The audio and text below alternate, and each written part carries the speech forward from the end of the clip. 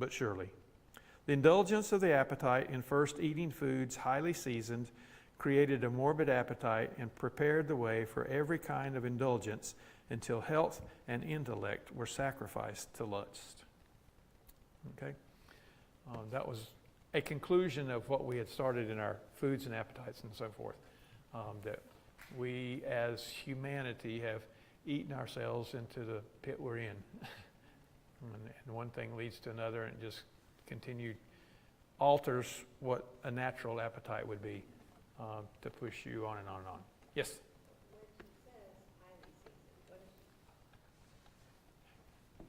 I would ask you to repeat that. What is she talking about when she says highly seasoned? And use the microphone. Okay. What is she talking about when she's saying highly seasoned? I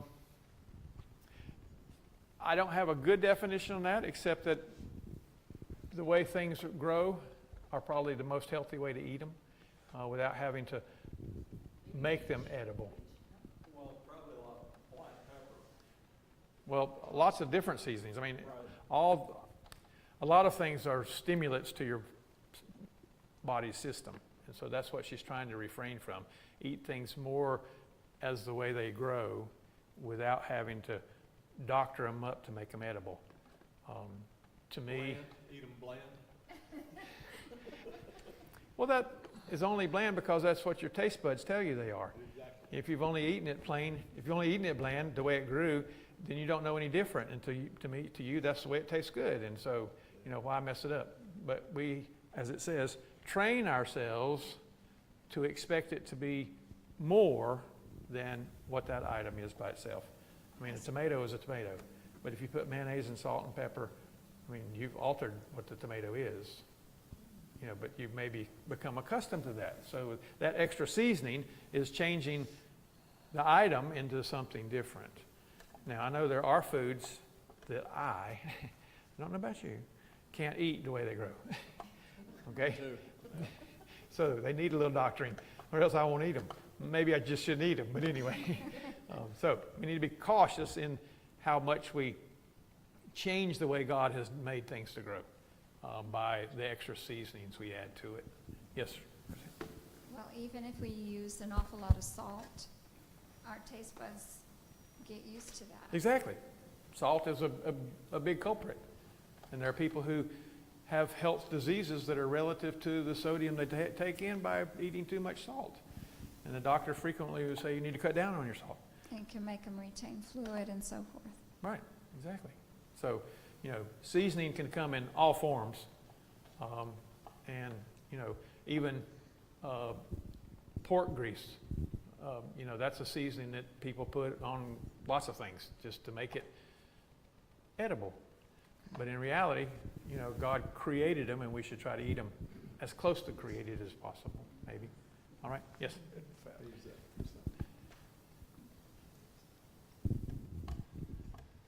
There is a meeting 3, if you will, that's down from my office in Greer, and you go to get a veggie plate, and I'm not vegetarian, but but anyway, I don't eat hardly very much meat, but you cannot get the veggies. I like green, turnip greens, collard greens, pinto beans, or anything that is not seasoned with bacon or ham. Right. And then I found another restaurant called Lorinda's, which is about the same distance. It's on another little side street. It's the same scenario. Went in there, and much to my surprise, they have the same, and no bacon, no grease. I don't know why, but I mean, it was a tremendous joy to me, because that's what I go there for. Right. Now I can get a really good veggie plate. Right, And right. so it's just a southern thing, I think. I don't Very think they true. do it as much up north. Very true. Very true. All right.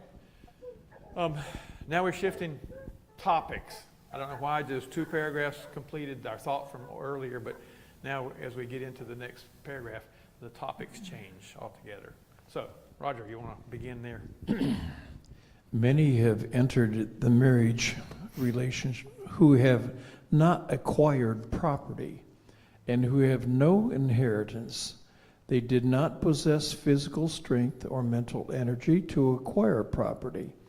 It has been just such ones who have been in haste to marry, and who have taken upon themselves responsibilities of which they had no just sense.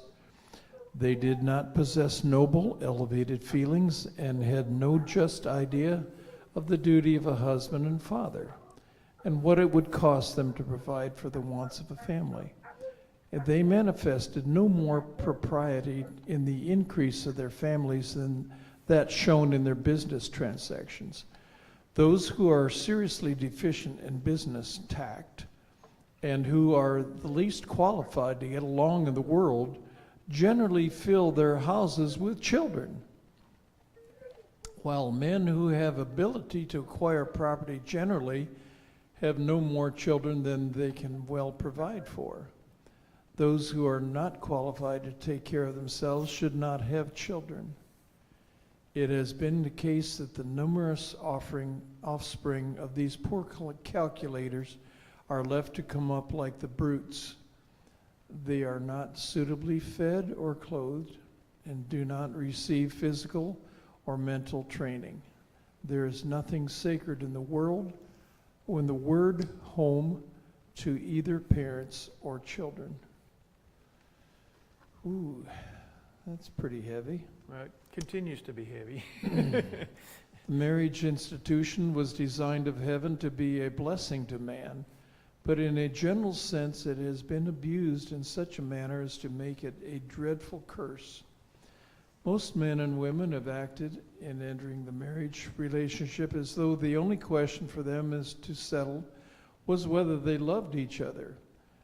But they should realize that a responsibility rests upon them in their marriage relationship, marriage farther than this. They should consider whether their offspring will possess physical health and mental and moral strength. But few have moved with high motives, with elevated considerations, that society had claims upon them which they could not lightly throw off, that the weight of their family's influence would tell in the upward or downward scale. So, marriage is a sacred commitment that shouldn't be entered into lightly. With marriage becomes family, and that continues to grow. And so, her advice, as we read the rest more in the chapter, is going to be along the same lines of being cautious into how we are entering into a relationship and the base drive of what drives that. Yes, Roger. I think there are couples that do take this very seriously. Mm-hmm. Sometimes a couple will get married and one of them will have a genetic issue that they feel would not be wise to pass on to children. Right. And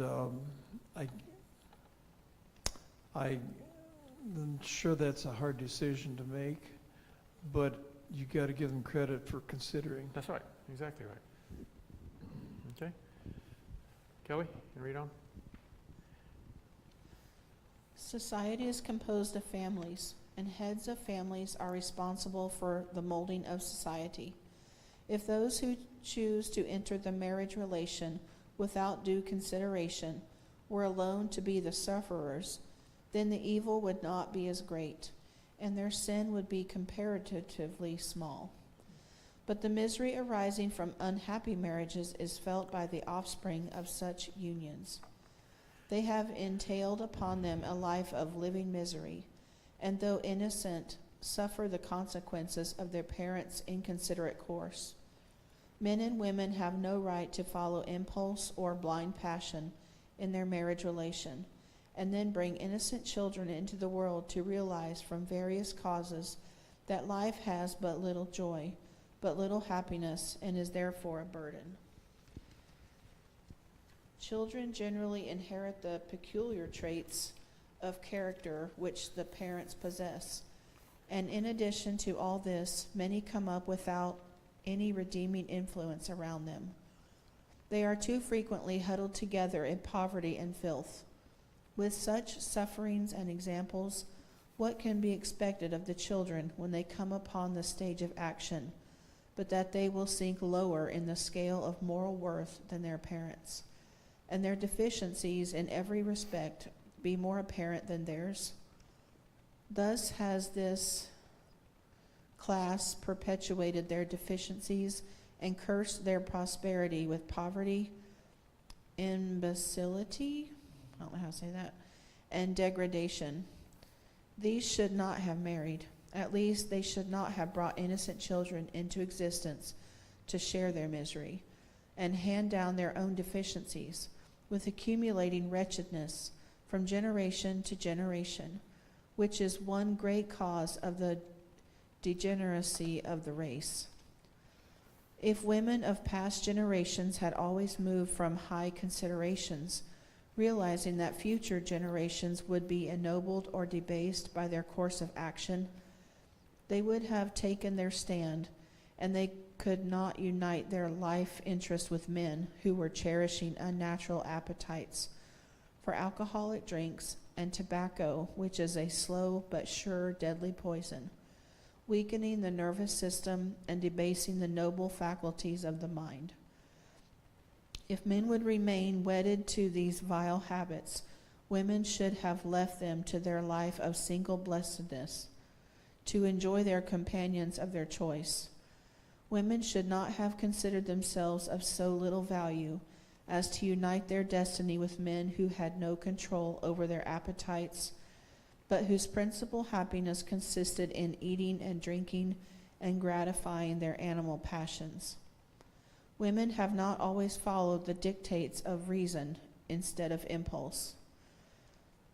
They have not felt in a high degree the responsibilities resting upon them to form such life connections as would not instamp upon them offspring, a low degree of morals, and a passion to gratify debased appetites at the expense of health and even life. God will hold them accountable in a large degree for the physical health and moral characters thus transmitted to future generations. All right.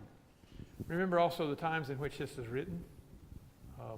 Educational opportunities are a little greater now than maybe have been in the late 1800s, so that has a little weight to be held. Yes? I think you have to walk carefully through these paragraphs. Mm-hmm. If a person took this to heart, they would probably be willing to put up with a screening committee that sterilizes certain people. Right, right. And regardless of problems, the Lord still gives us freedom of choice. True, very true. The consequences can be disastrous, but I think societies, some of them have tried to implement some of these things, and if you don't qualify, you're sterilized or whatever it may be. And that's as bad as poor judgment, too. Right. Yep. Well, I don't think, at least in my reading, that it's meant to be detrimental to society or to humanity or to individuals, but it's worthy of thought as we move forward in life and choose life partners and to have children or not, and on and on and on. You know, there are things that we need to be aware of and think of.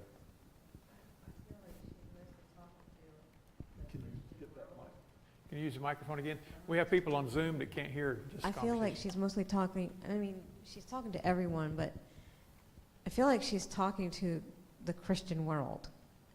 I mean, you've got people of the world who don't know God, Right. and that we are praying will one day know God. But as a Christian, it's our duty to follow the Bible Sure. and marry Mm-hmm. Okay. accordingly. But we all need to be thoughtful of decisions that we make. Right. Bob, you want to keep reading? Men and women who have become sickly and diseased have often in their marriage connections selfishly Back thought... up a paragraph. Back up a paragraph. You went one paragraph too far. It starts men and women, but Oh, sorry. That's the disadvantage of the that's phone. fine. Men and women who have corrupted their own bodies by dissolute habits have also debased their intellects and destroyed the fine sensibilities of the soul. Very many of this class have married and left for an inheritance to their offspring the taints of their own physical debility and depraved morals. The gratification of animal passions and gross sensuality have been the marked characters of their posterity, which have descended from generation to generation, increasing human misery to a fearful degree and hastening the depreciation of the race. Men and women who have become sickly and diseased have often in their marriage connections selfishly thought only of their own happiness. They have not seriously considered the matter from the standpoint of noble, elevated principles, reasoning in regard to what they could expect of their posterity, but diminished energy of body and mind, which would not elevate society, but sink it still lower. Sickly men have often won the affections of women apparently healthy, and because they loved each other, they felt themselves at perfect liberty to marry, neither considering that by their union the wife must be a sufferer, more or less, because of the diseased husband. In many cases, the diseased husband improves in health while the wife shares his disease. He lives very much on her vitality, and she soon complains of failing health. He prolongs his days by shortening the days of his wife. Those who thus marry commit sin in lightly regarding health and life given to them of God to be used to his glory. But if those who thus entered the marriage relation were alone concerned, the sin would not be so great. Their offspring are compelled to be sufferers by disease transmitted to them. Thus, disease has been perpetuated from generation to generation. And many charge all this weight of human misery upon God when their wrong course of action has brought the sure result. They have thrown upon society an enfeebled race and done their part to deteriorate the race by rendering disease hereditary and thus accumulating human suffering. And that's true to form. We see that in the world, that some diseases are maintained because of what's been taking place. So I guess we are too romantic.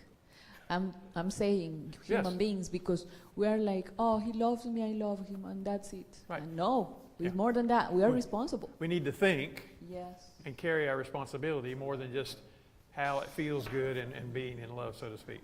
That's true. All right. Next up, Toria, you want to read? John, you want to read? Which side you want to start on?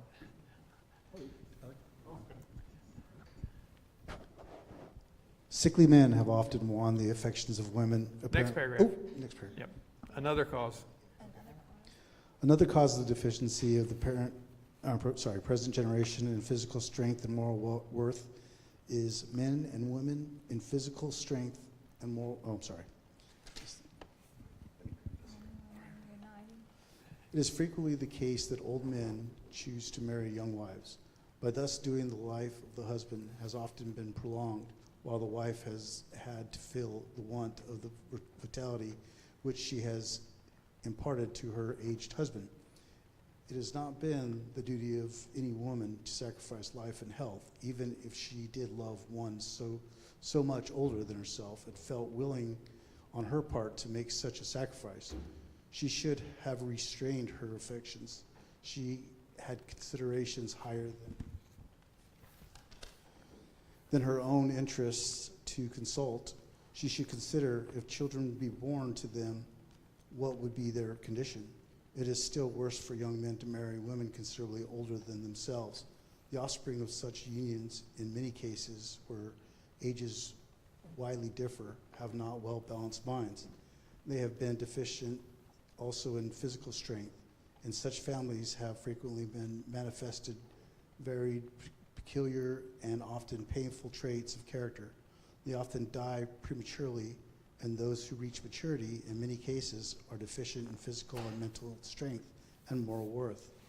The father is seldom prepared with the failing faculties to properly bring up his young family. These children have peculiar traits of character which constantly need a counteracting influence, or they will go to certain ruin. They are not educated. They're not educated, right? Their discipline has too often been of the fitful, impulsive kind by reason of the age. The father has been susceptible of changeable feelings. At one time overindulgent, while at another he is unwarrantably severe. Everything in some such families is wrong, and domestic wretchedness is greatly increased. Thus, a class of beings have been thrown upon the world as a burden of society. Their parents were accountable in a great degree for the characteristics developed by their children, which are transmitted from generation to generation. Okay.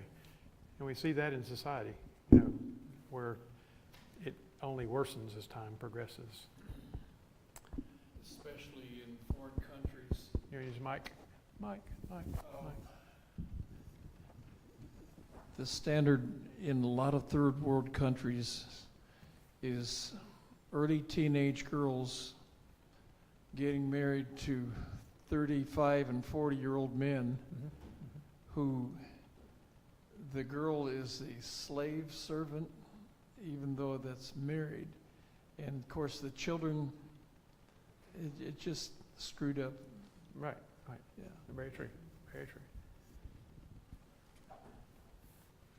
Those who increased their number of children when they consulted reason, they must know that physical and mental weakness must be their inheritance, are transgressors of the last 6 precepts of God's law, which specify the duty of man to his fellow man.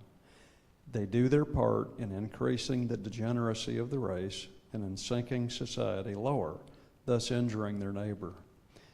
If God thus regards the rights of neighbors, has he no care in regard to closer and more sacred relationships? If not a sparrow falls to the ground without his notice, will he be unmindful of the children born into the world, diseased physically and mentally, suffering in a greater or less degree all of their lives? Will he not call the parents to an account to whom he has given reasoning power for putting these higher faculties in the background and becoming slaves to passion, when, as the result, generations must bear the mark of their physical, mental, and moral deficiencies? In addition to the suffering they entail upon their children, they have no portion but poverty to leave their pitiful flock. They cannot educate them, and many do not see the necessity. Neither could they, if they did, find time to train them and instruct them and lessen as much as possible the wretched inheritance transmitted to them. Parents should not increase their families any faster than they know that their children can be well cared for and educated. A child in a mother's arm from year to year is a great injustice to her. It lessens and often destroys social enjoyment, increases domestic wretchedness. It robs their children of the care, education, and happiness which parents should feel it their duty to bestow upon them. The husband violates the marriage vow, and the duties enjoined upon him in the Word of God when he disregards the health and happiness of his wife by increasing her burdens and cares by numerous offspring. Husbands, love your wives, even as Christ also loved the church and gave himself for it. So ought men to love their wives as their own bodies. He that loveth his wife loveth himself, for no man ever yet hated his own flesh, but nourished and cherished it, even as the Lord, the church, Ephesians 5:25, 28, and 29. We see this holy injunction almost wholly disregarded, even by professed Christians. Everywhere you may look, you will see pale, sickly, careworn, broken down, dispirited, discouraged women. They are generally overworked and their vital energies exhausted by frequent childbearing. The world is filled with images of human beings who are of no worth to society. Many are deficient in intellect, and many who possess natural talents do not use them for any beneficial purposes. They are not cultivated, and the one great reason is children have been multiplied faster than they could be well trained and have been left to come up much like brutes. Continue. Oh, you can pause there. Anyway, interesting thought. Parents should not increase their families faster than they know that their children can be well cared for and educated. Okay? So, I guess it's okay to have a cap on how many children you can have, so to speak, relative to your abilities to provide for them in a proper way. Yes, Roger. My mother had a twin brother, and she was number 10 and 11 in their family. And she tells about her oldest sister, who was a teenager, obviously. Mm-hmm. And the mother had given birth upstairs. And the father came down the stairs and said, well, guess what? You now have a new brother and sister. And the oldest sister says, that's just what we need. Let's just say it this way. Oftentimes the older children pay a price for the actions of the parents. Very true. And it's, on the other hand, sometimes the younger children turn out to be a great blessing too. And many of our forefathers were immigrants, and the people that hired them to work the farms encouraged for large families because they wanted the productivity. More workers, right. That's right. Very true. All right, Doria? Okay. Children in this age are suffering with their parents, more or less the penalty of the violation of the laws of health. The course generally pursued with them from their infancy is in continual opposition to the laws of their being. They were compelled to receive a miserable inheritance of disease and debility before their birth, occasioned by the wrong habits of their parents, which will affect them in a greater or less degree through life. This bad state of things is made every way worse by parents continuing to follow a wrong course in the physical training of their children during their childhood. Parents manifest astonishing ignorance, indifference, and recklessness in regard to the physical health of their children, which often results in destroying the little vitality left the abused infant and consigns it to an early grave. You will frequently hear parents mourning over the providence of God which has torn their children from their embrace. Our Heavenly Father is too wise to err and too good to do us wrong. He has no delight in seeing his creatures suffer. Thousands have been ruined for life because parents have not acted in accordance with the laws of health.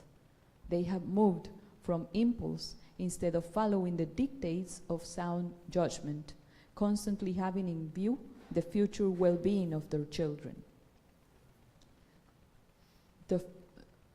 The first great object to be attained in the training of children is soundness of constitution, which will prepare the way in a great measure for mental and moral training. Physical and moral health are closely united. What an enormous weight of responsibility rests upon parents when we consider the course pursued by them before the birth of their children has very much to do with the development of their character after their birth. All right. So we see then, a lot of times the issues have to weigh upon the parents. That it's not God's will that anybody would suffer. But we also need to remember that it's not always the issue of the parents if there's an issue with a child, be it physical or whatever.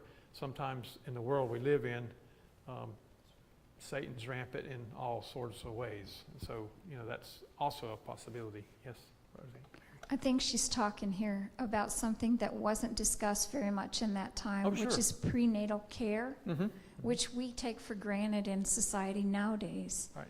And mothers are given vitamins and other things to help them with their pregnancies that they didn't have back in those days. Very true. And that's why I'm saying we have to remember this is the late 1800s when it's written.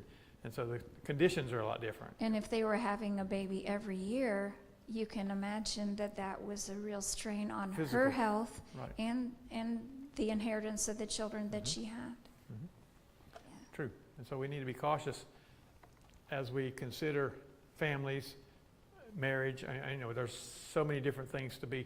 It's not just about me and what I can do and how many children I can have and having a whole baseball team, to go out and beat the neighbors with. So we need to be aware of the conditions in which we are bringing children and how well that's going to come together. Pathfinder's got done, so she was. Okay. Yeah. I'm the only one on this side? Yep, you're single-sided. Where are we now? Many children are left. Center of- Many children are left to come up with less attention from their parents than a good farmer devotes to his dumb animals. Fathers, especially, are often guilty of manifesting less care for wife and children than shown to their cattle. A merciful farmer will take time and devote a special thought to the best manner of managing his stock, and will be particular that his valuable horses shall not be overworked, overfed, or fed when heated, lest they be ruined. He will take time and care for his stock, lest they be injured by neglect, exposure, or any improper treatment, and his increasing young stock depreciate in value. He will observe regular periods for their eating and will know the amount of work they can perform without injuring them. In order to accomplish this, he will provide them only the most healthful food in proper quantities and at stated periods. By thus following the dictates of reason, farmers are successful in preserving the strength of their beasts. If the interest of every father for his wife and children corresponded to that care manifested for his cattle in that degree that their lives are more valuable than the dumb animals, there would be an entire reformation in every family, and human misery be far less. I thought that was a really good paragraph. Wow. Especially if you know how farmers work. I mean, they put a lot of attention into their crops and their animals and whatever, and sometimes to the disregard of family. Anyway, yes, Doria. you were But saying. we have to think about the modern farmers too, because we have farmers, but we have fathers and mothers that work, Right. and Very they are true. paying more attention to their jobs because it's the money. Sure, it And applies. we have excuses to say. We have to be careful because we have many excuses to say, well, I am bringing the food for my family, so I need to take care of my job. But we have to be balanced in everything, right? Exactly right. Very true. All right. You want to keep going? Okay. Great care should be manifested by parents in providing the most healthful articles of food for themselves and for their children, and in no case should they place before their children food which their reason teaches them is not conducive to health, but which would fever the system and derange the digestive organs. Parents do not study from cause to effect in regard to their children, as in the case of their dumb animals, and do not reason that to overwork, to eat after violent exercise, and when much exhausted and heated, will injure the health of human beings as well as the health of dumb animals, and will lay the foundation for a broken constitution in man as well as the beast. If parents or children eat frequently, irregularly, and in too great quantities, even of the most healthful food, it will injure the constitution. But in addition to this, if the food is of an improper quality and prepared with grease and indigestible spices, the result will be far more injurious. The digestive organs will be severely taxed and exhausted. Nature will be left a poor chance to rest and recover strength, and the vital organs soon become impaired and break down. If care and regularity is considered needful for dumb animals, it is much more essential for human beings, formed in the image of their Maker, as they are of more value than the dumb creation. The father in many cases exercises less reason and has less care for his wife and their offspring before its birth than he manifests for his cattle with young. The mother in many cases, previous to the birth of her children, is permitted to toil early and late, heating her blood while preparing various unhealthy dishes of food to suit the perverted taste of the family and of visitors. Her strength should have been tenderly cherished. A preparation of healthful food would have required but about 1/2 of the expense and labor and would have been far more nourishing. All right. I don't think it's making reference to animals being dumb, except that they aren't able to reason as human beings. And so we as owners are the ones who tend to our animals. And so it's saying that sometimes more is invested in that than there is the children. You know, the children should have sense enough to eat when they're hungry and not, but you know, not always is that the case because they are learning as they're growing. My stepmother, her dad was buying every farm in Grand Rapids, Ohio during the Depression. Right. And everything that he raised was to the utmost. And people would come far and wide to buy hogs from him, and everything he raised was top quality.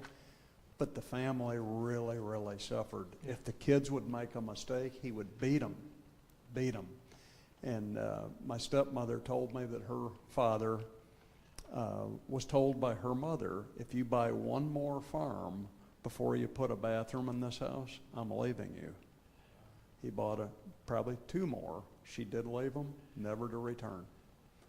But, you know, those farm people, even though they were prideful in the products they were producing, the families were suffering.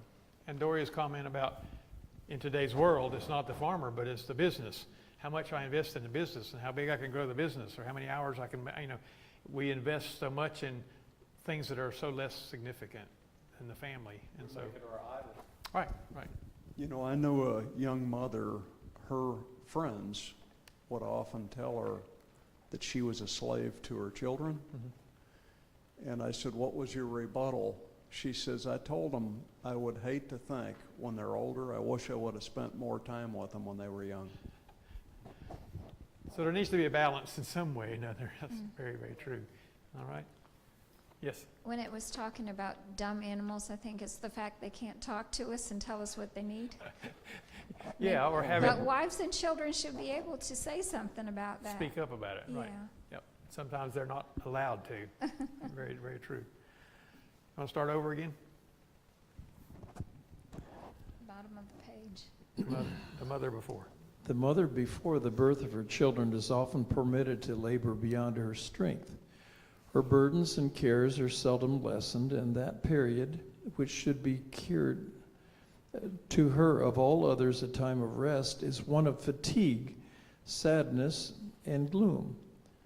By too great exertion on her part, she deprives her offspring of that nutrition which nature has provided for it, and by heating her blood, she imparts to it a bad quality of blood.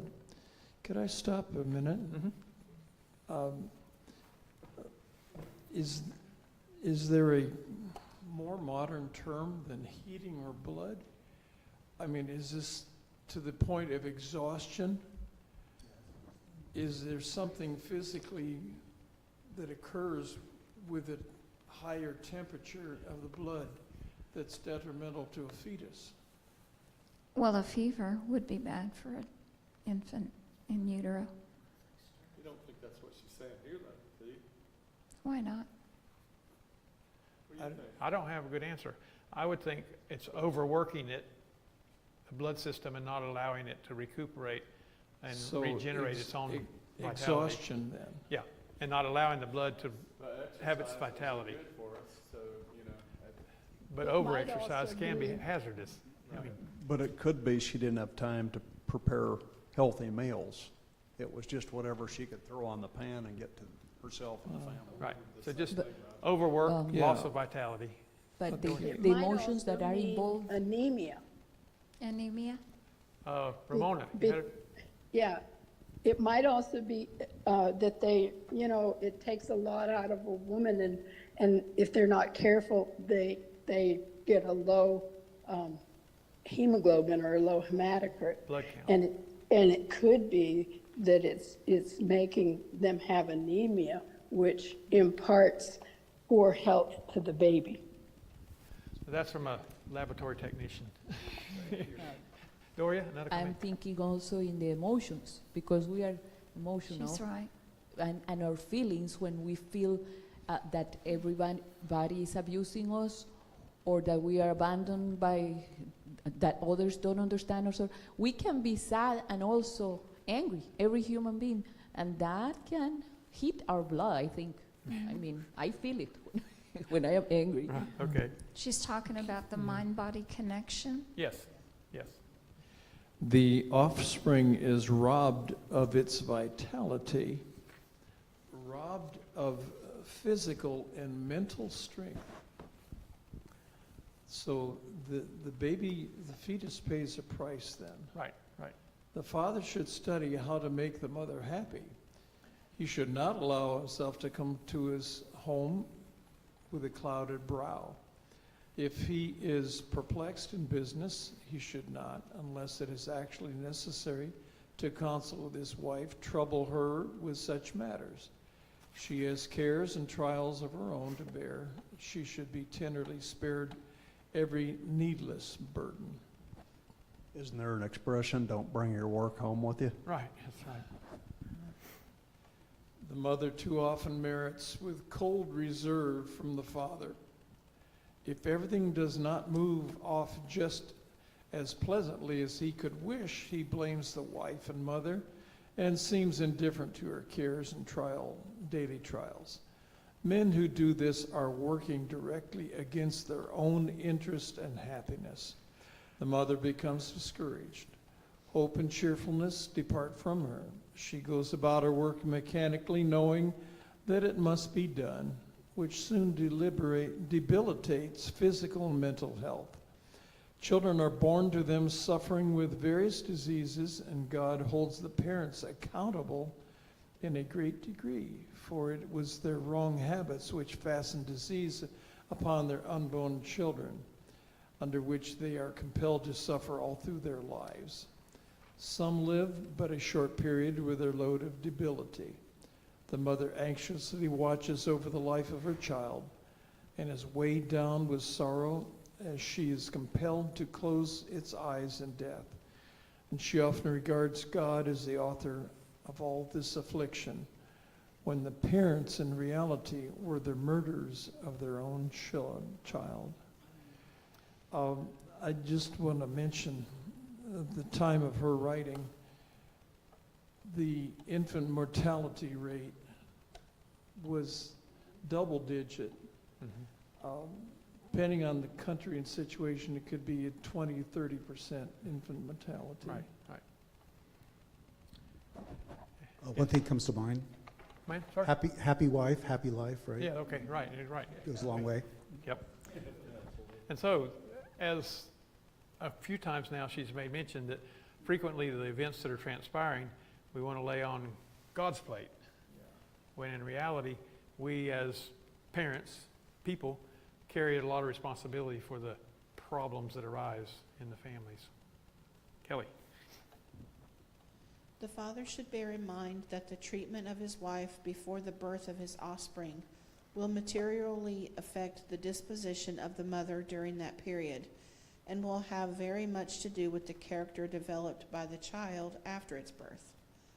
Many fathers have been so anxious to obtain property faster than higher considerations have been sacrificed, and some men have been criminally neglectful of the mother and her offspring, and too frequently the lives of both have been sacrificed to the strong desire to accumulate wealth.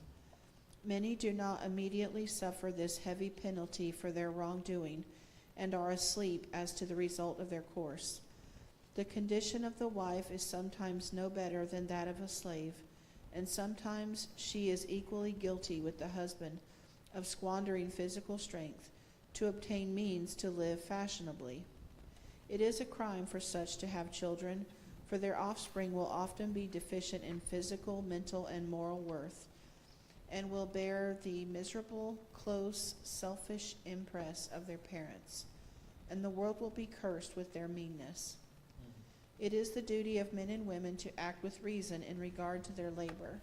They should not exhaust their energies unnecessarily, for by doing this they not only bring suffering upon themselves, but by their errors bring anxiety, weariness, and suffering upon those they love. What calls for such an amount of labor?